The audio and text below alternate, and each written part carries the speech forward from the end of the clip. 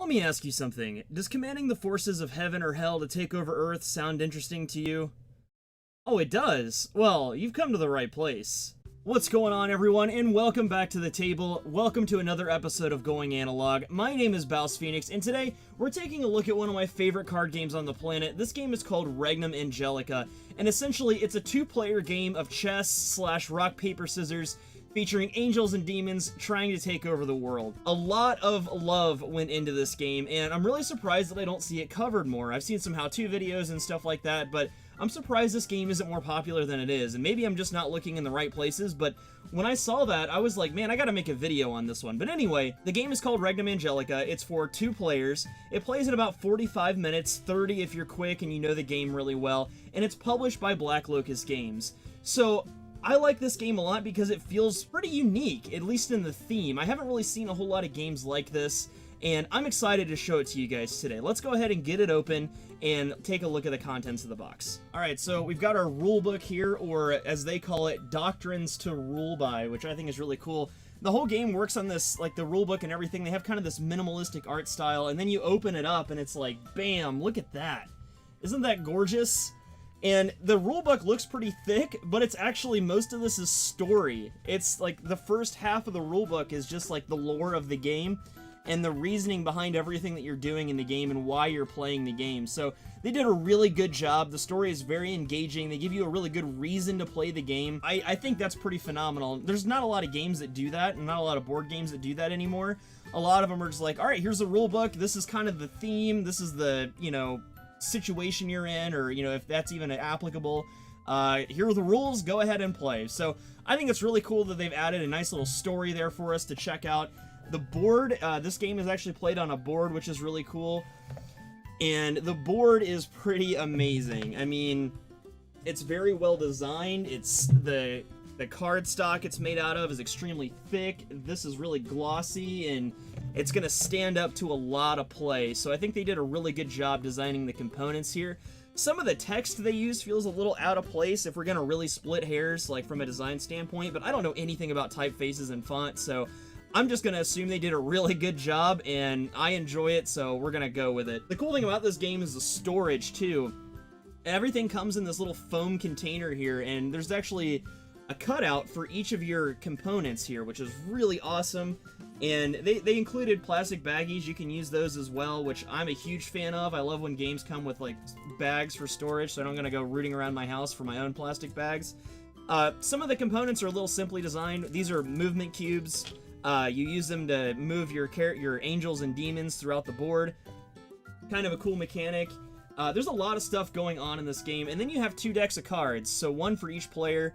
One is the angels, and then we have the other here, which are the demons. Now, the cool thing about this game is it's balanced in the sense that both decks of cards are the exact same. The only thing different is the different angels and the different demons. They have different names, but they all have the same abilities, and they all have the same, I guess, elements. So this game is a rock, paper, scissors kind of thing, where you're trying to beat out the other elements. Each angel and each demon has a set of elements assigned to it, and what you're trying to do is, so like earth beats water, fire, or water beats fire, you know, etc. It kind of goes like that. And then they have this handy little player aid that shows you, you know, the different counters and then your turn and what your turn looks like. So at a glance there, this is a very simple game to get into. It may look like a lot because it's got kind of a lot of components and stuff.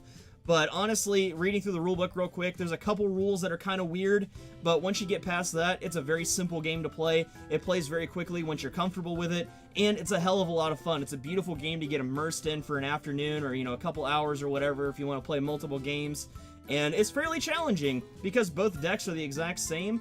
It's going to rely a lot more on skill and playing tactically because your opponent's going to have the same exact thing you are. So you're going to have to count your opponent's cards, you're going to have to figure out what they played, you know, and then you can figure out how to kind of achieve victory through that. But really cool game. Let's jump. I'm going to jump over to the other side. I'm going to try something a little different today so you guys can actually see the game a little bit better. I'm going to try and go on that side of the table.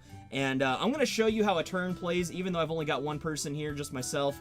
And we'll show you how this game plays. Okay, welcome to the other side of the table where I exist as a disembodied hand. So this game is really easy to set up, and I'm not really going to do like an in-depth how to play on this. As you guys know that have been watching these videos are more of a review. I just want to show you how a turn works just so you can get an idea of of how the game actually plays. So the setup is pretty simple. You get these little angel wings, and this is your score meter right here. Every time you kill an opponent's angel, you'll get a score based on that angel's, you know, point value, and that moves up. And I think the first player to 35 or something like that wins. It's been a little while since I've played this one, but you take your deck here, either angels or demons, and you shuffle that, which I've already done. You put that on your draw pile, and you draw, I think it's 5 cards. Now, this is why this isn't a how to play video, because I can't even remember the exact amount of cards you're supposed to draw.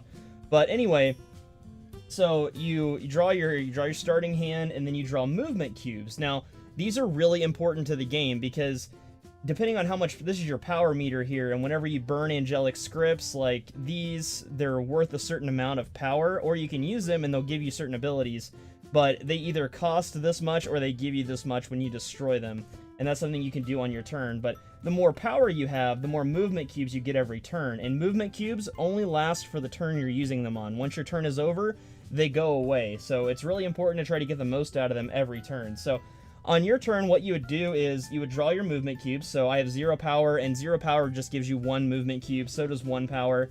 But you draw your movement cube, set that aside, and you can play 1 angel face down on any of these areas here. So you can play them on any of these frontline areas, because this represents the starting point for whatever side you're on. So like the angels start all the way up in heaven, and the demons start all the way down in hell. So you can put that wherever you want.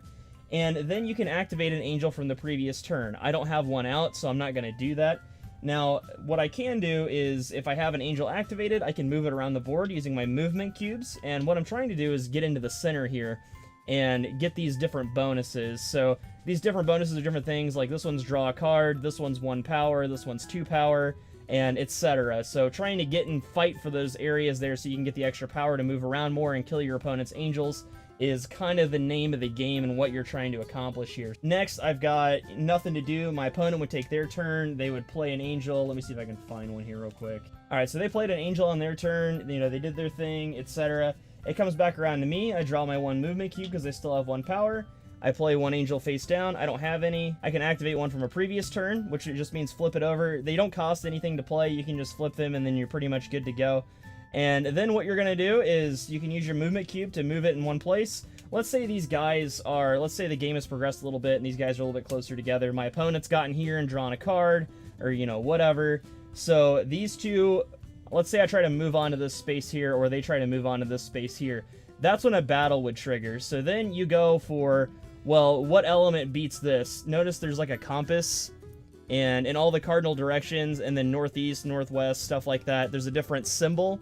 Well, that depends. So those, like, so these guys are touching at the corners, so this one and this one are going to be taken into account when they're fighting. Earth beats water, so this would kill this one and take that spot. Then they would get the point value for that. They would increase their score, and it would continue back and forth like this until one of us reaches the designated point value to end the game. So pretty simple, and there's a lot more strategy that goes into it than what I've shown you. And with both decks being the same, some would argue that that's kind of a disadvantage, like they don't like that, it doesn't really add variety to the game, there's no point in playing one side or the other. But think about it like chess. In a chessboard, everybody has the same pieces, right? It just comes down to the strategy of how you use those pieces, and that's what I like about this game so much, is it reminds me a lot of chess, but with angels and demons, and a little added extra combat mechanics. So really neat, and I really enjoy this game. And there you have it, guys. Regnum Angelica by Black Locust Games. If I were going to recommend this game, I would say absolutely pick it up. Especially if you are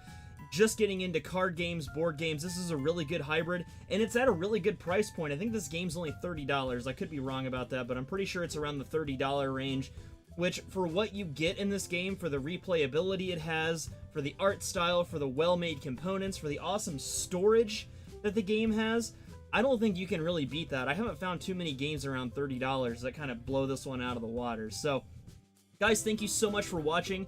I really appreciate you being here. I hope you're enjoying these board game videos.